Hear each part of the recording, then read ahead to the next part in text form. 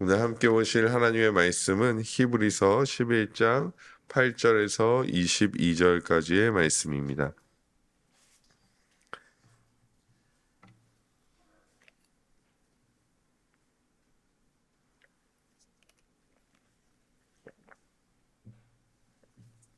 히브리서 11장 8절에서 22절 말씀을 우리 한 절씩 교독하도록 하겠습니다.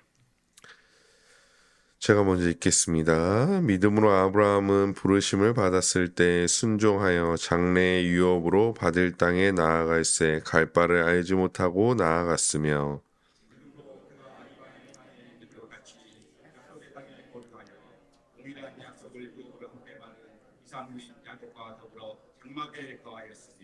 이는 그가 하나님이 계획하시고 지으실 터가 있는 성을 바랐음이라. 믿음으로 사라 자신도 나이가 많아 탄산하였으나 잉태할 수 있는 힘을 얻었으니 이는 약속하신 이를 믿으실 줄 알았습니다. 이러므로 죽은 자와 같은 한 사람으로 말미암아 하늘의 허다한 별과 또 해변의 무수한 모래와 같이 많은 후손이 생육하였느니라. 이 사람들은 다 믿음을 따라 죽었으며 약속을 받지 못하였으되 그것들을 멀리서 보고 환영하며 또 땅에서는 외국인과 나그네임을 증언하였으니 그들이 이같이 말하는 것은 자기들이 본향 찾는 자임을 나타냄이라. 그들이 나온 바 본향을 생각하였더라면 돌아갈 기회가 있었으려니와 그들이 이제는 더 나은 본향을 사모하니 곧 하늘에 있는 것이라. 이러므로 하나님이 그들의 하나님이라 일컬음을 받으심을 부끄러워하지 아니하시고 그들을 위하여 한 성을 예비하셨느니라.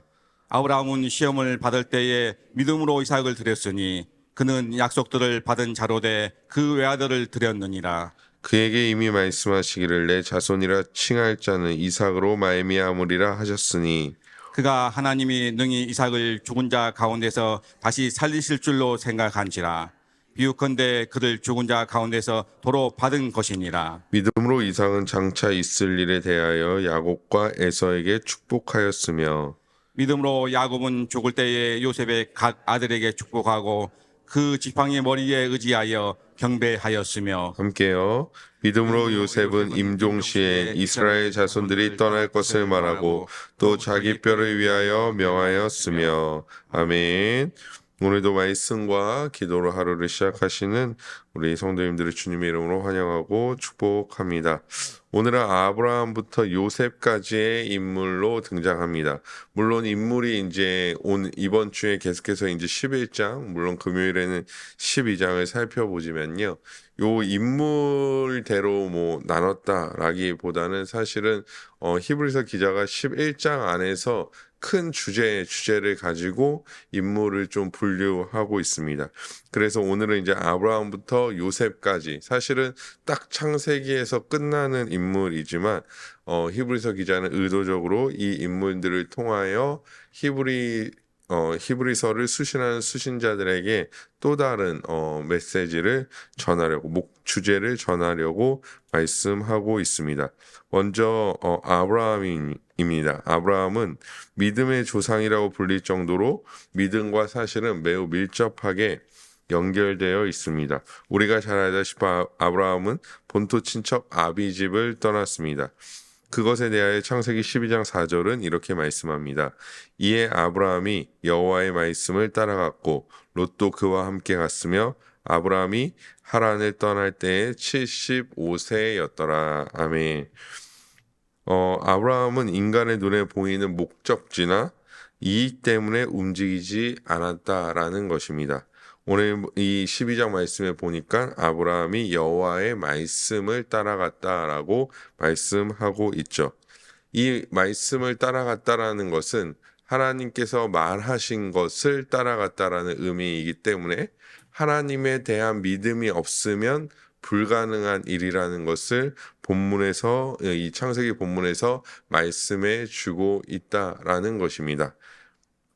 그저 그 말씀을 그냥 따라갔다라는 의미보다는 오늘 히브리서 11장 말씀과 연결시켜 보면 하나님을 믿었기에 하나님의 말씀을 믿었고 그리고 그 하나님의 말씀을 따라갔다라고 볼 수 있는 것이죠. 그는 어디로 갈지 모르는 상태에서 하나님의 말씀, 떠나라는 하나님의 말씀을 따랐습니다. 8절은 명확하게 갈 바를 알지 못했다라고 말씀합니다. 약속의 땅에 이른 후에, 그러면 약속의 땅에 이른 후에 아브라함의 삶이 안정적이었을까요? 9절 말씀을 다시 한번 보시면요. 히브리서 11장 9절 말씀을 보시면 믿음으로 그가 이방 땅에 있는 것 같이 약속의 땅에 거류하여 라고 말씀하고 있습니다. 믿음으로 그가 이방 땅에 있는 것 같이 약속의 땅에 거류하였다라는 것은 어떠한 의미냐면 본토 친척 아비집을 떠나서 하나님께서 약속하신 땅에 이르렀는데 그 땅에서도 주인처럼 살지 못하고 그냥 이방인처럼 나그네처럼 살다가 생을 마감했다라는 것입니다. 즉 아브라함은 그 땅의 주인으로서가 아니라 이방인처럼 거했습니다. 나그네처럼 완벽하게 정착하지 않았다라는 것이죠. 우리가 알다시피 그때 당시에는 부족 중심, 즉 자신들이 어렸을 때부터 태어났던 장소에서 살아가고 결혼하고 또 자신의 자녀들을 낳고 그 자녀들은 또 그렇게 살아가는 것이 굉장히 익숙했었습니다. 뭐 우리나라도 몇십 년 전만 해도 그렇게 살지 않았습니까? 그냥 자기가 태어난 동네에서 자기 주변 사람들과 결혼하고 그냥 그 동네에서 살고 그랬던 것이 익숙했다면 예전 이 아브라함 시대 때는 훨씬 더 그것이 강했을 것입니다. 지금처럼 이동수단이 뭐 뛰어나게 잘 돼 있는 것도 아니었기 때문이죠. 그래서 특별한 변화나 성장은 없을지라도 굉장히 안정적인 공동체에서 아브라함 또한 살 수 있었을 것입니다. 하지만 아브라함은 떠났고 약속의 땅에 도착했지만 하나님의 말씀에 따라 약속의 땅에 도착했지만 안정적이지 않았다라는 것입니다. 마치 지나가는 나그네와 같은 삶이었다라고 결국에 성경 또한 기록하고 있습니다. 약속의 땅에 들어가면 그 땅의 주인이 되고 통치자가 되는 것이 아니었다라는 것이죠. 하지만 그럼에도 불구하고 아브라함은 출애굽한 이스라엘 백성들과 같이 불평하거나 다시 고향으로 돌아가겠다라고 말하지 않았습니다. 그 이유는 무엇일까요? 10절 말씀에 나와 있습니다. 우리 함께 읽어보도록 하겠습니다. 시작. 이는 그가 하나님이 아멘.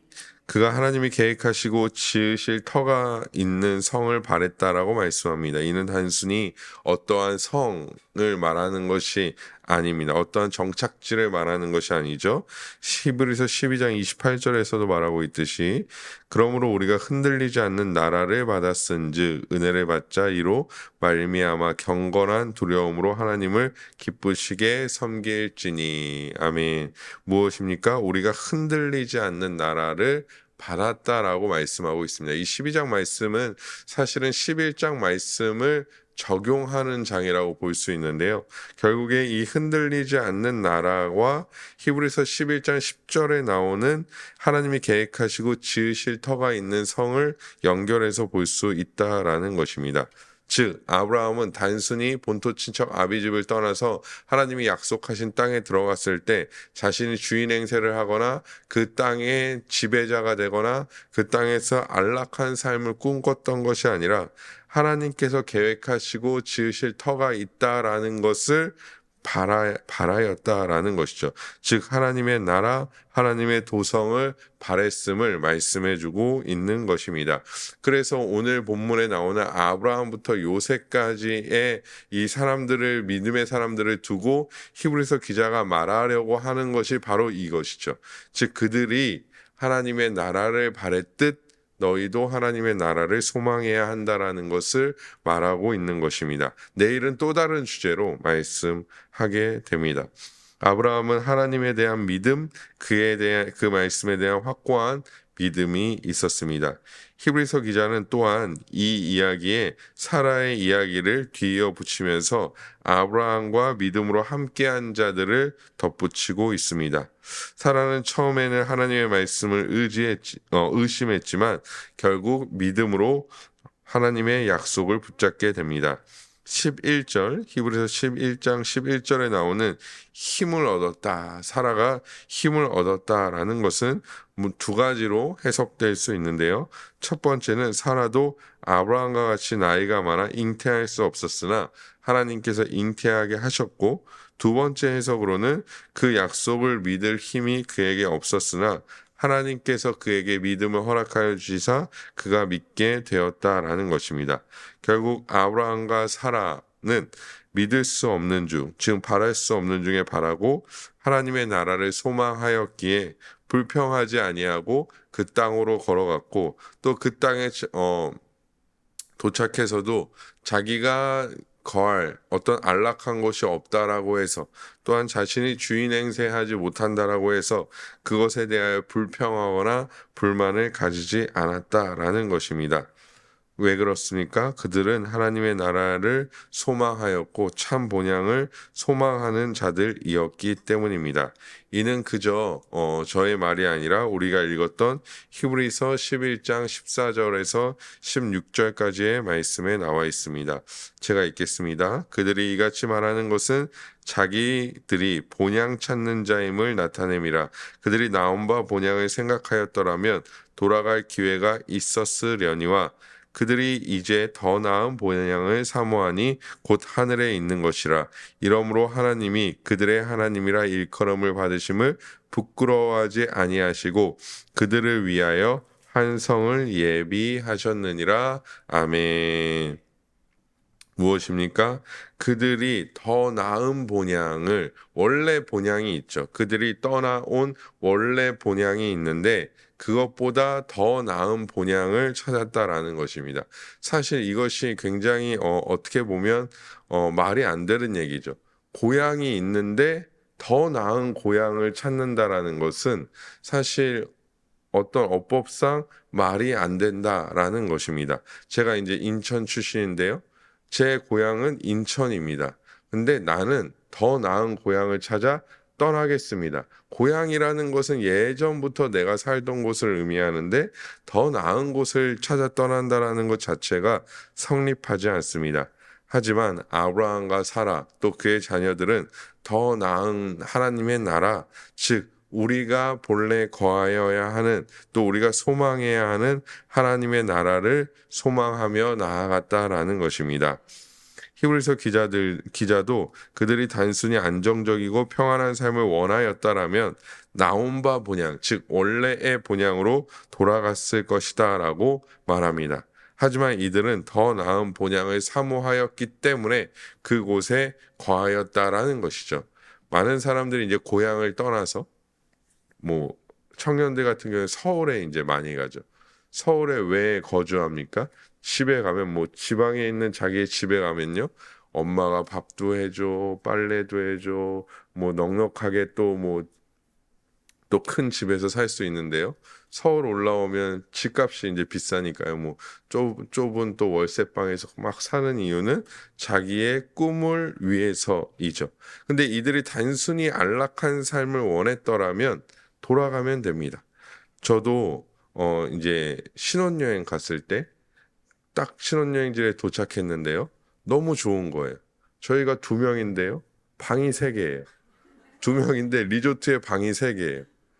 수영장도 있는데 그 옆에 또 이렇게 따뜻한 온수물이 나오고요. 또 옆에 문 열고 들어가면 사우나를 할 수 있어요. 그리고 전화만 하면요. 밥을 갖다 줘요. 그리고 우리가 저희 이제 시내 좀 나갈게요. 그러면요. 문 열고 나가면 택시가 이렇게 딱 기다리고 있어요. 좋은 시설에서 잘 누리고 있는데요. 집에 도착하면 뭐라고 얘기해요? 그때 저희가 이제 결혼하자마자는 이제 원룸에 딱 살았는데요. 근데 그 원룸에 도착해서 저희가 하는 말이 뭐죠? 야, 집이 좋다, 편하다라는 얘기를 하죠. 이 본래의 본향이라는 곳은요, 사실 우리에게 심리적이고 또 평안한 안정감을 허락해 줍니다. 제가 이렇게 편안하게 살다가도 집에 오면 야, 집이 편하다라고 얘기하는데 아브라함은 어떠했습니까? 그러지 않았습니다. 나그네로 살았고요. 이방인으로 살았습니다. 그곳에서 환대받는 것이 아니라 많은 사람들의 눈치를 보며 살아가야 할 환경에 그들이 놓였었다라는 것이죠. 하지만 아브라함과 사라는 다시 그 본향으로 돌아가지 아니하고 더 나은 본향, 즉 하늘에 있는 것을 사모함으로 말미암아 하나님을 의지함으로 또한 말미암아 그 땅에 거류하였다라는 것입니다. 이는 사실 히브리서 전체의 어떤 내용으로 살펴보면요, 자신의 안위를 위하여 배도하고 다시 유대교로 돌아가려고 하는 히브리서 수신자들에게 큰 도전으로 다가왔을 것입니다. 왜냐하면 그들 가운데 핍박이 있었고 그들 가운데 유대교에서 어찌 보면 예수 그리스도를 믿는 믿음으로 말미암아 유대교에서 나온 자들이기 때문에 결국에 이들은 어딜 가서나 유대교 사람들에게나 또 당시 자기들이 지내던 곳의 사람들에게나 다 이방인처럼 나그네처럼 느껴졌을 것입니다. 그들이 살 수 있는 길은 무엇이었습니까? 그들의 고난 가운데, 외로움 가운데, 역경 가운데 그들이 편하게 살 수 있는 길은 배도하여 다시 유대교로 돌아가는 일이었을 것입니다. 하지만 히브리서 기자는 이 아브라함과 사라의 이야기, 또 그의 아들들의 이야기, 그의 자손들의 이야기를 하면서 너희가 단순히 이 땅에 있는 안락함과 이 땅에 있는 평안함을 쫓아서 살아갈 것이 아니라 우리에게는 아브라함과 사라가 소망했던 더 나은 본향이 있으니 우리 또한 그 본향을, 더 나은 본향을 소망하면서 믿음의 길을 걸어가야 한다라고 말씀하고 있는 것입니다.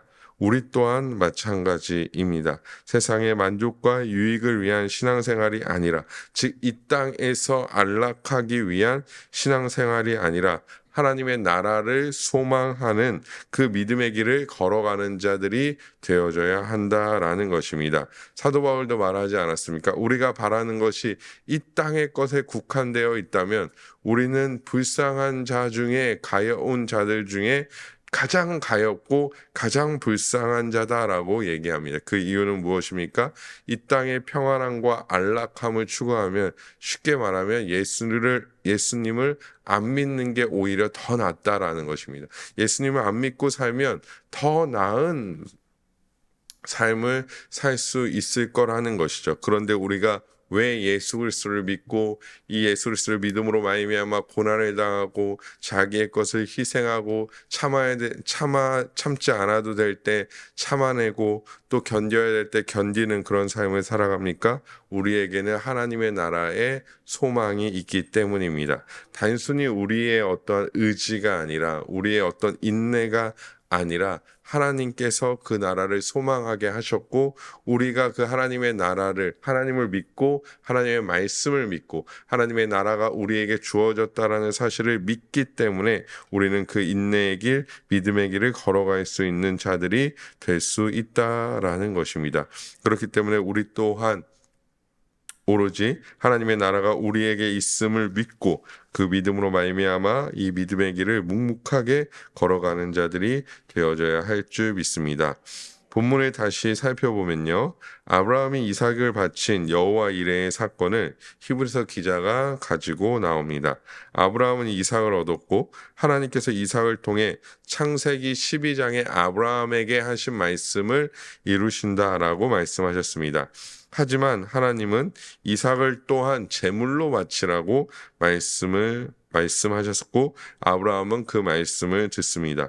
그리고 이삭과 함께 모리아에 있는 산으로 가서 그를 제물로 바치려고 합니다.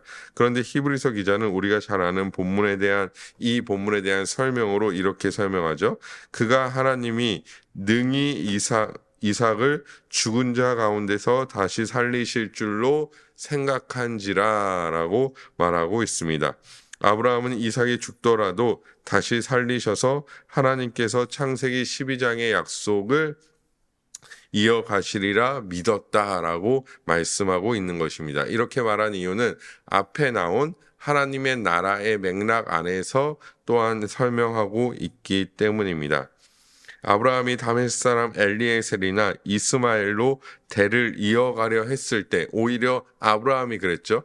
다메섹 사람 엘리에셀이나 이스마엘로 대를 이어가려 했는데 하나님이 아니라고 말씀하셨습니다. 아브라함은 오직 이삭을 통하여 하나님께서 자신에게 하신 약속을 이루시리라는 것을 그 과정 속에서 확인하였고 확신하였고 결국에는 그 하나님을 믿음으로 말미암아 그 말씀을 믿게 되었습니다. 그래서 하나님에 대한 온전한 믿음으로 나아갔다라는 것이죠.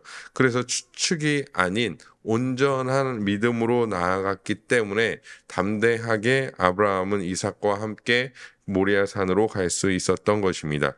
그래서 창세기 22장 5절에 보면 이에 아브라함이 종들에게 이르되 너희는 나귀와 함께 여기서 기다리라. 내가 아이와 함께 저기 가서 예배하고 우리가 너희에게로 돌아오리라 하고. 아멘. 여기서 중요한 것은 우리가 너희에게로 돌아올 것이다 라는 것을 아브라함이 확신했다라는 것입니다. 하나님께서 이삭을 제물로 바치라고 말씀하셨지만 결국에는 나와 이삭은 너희에게로 돌아올 거야 라고 말하고 있는 것이죠. 아브라함은 이삭과 함께 돌아올 것을 이미 알고 있었습니다. 그래서 이 창세기 이삭의 본문은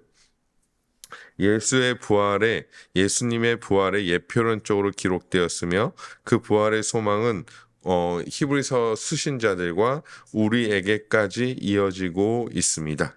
결국에는 우리가 하나님께서 우리로 하여금 부활의 소망을 우리에게 허락하시고 그 부활의 소망을 붙잡고 나아가야 한다라고 말씀하고 있는 것이죠. 결국 우리에게 히브리서 기자는 이렇게 질문하고 있는 것입니다. 당신들에게 부활의 소망이 있습니까? 그래서 두려워하지 않고 믿음의 길을 걸어갈 수 있습니까? 라고 질문하고 있는 것입니다. 또한 하나님을 믿는 믿음이 둔해져서 혹시 세상의 헛된 소망을 쫓아 살아가고 있지는 않습니까? 라고 우리에게 질문하고 있는 것입니다.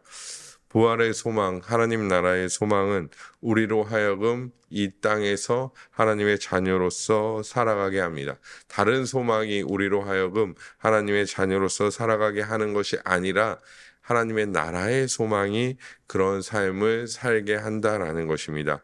물론 우리는 어떤 핍박이나 고난이나 어떤 시대적인 핍박이나 고난을 크게 당하지는 않고 살아갑니다.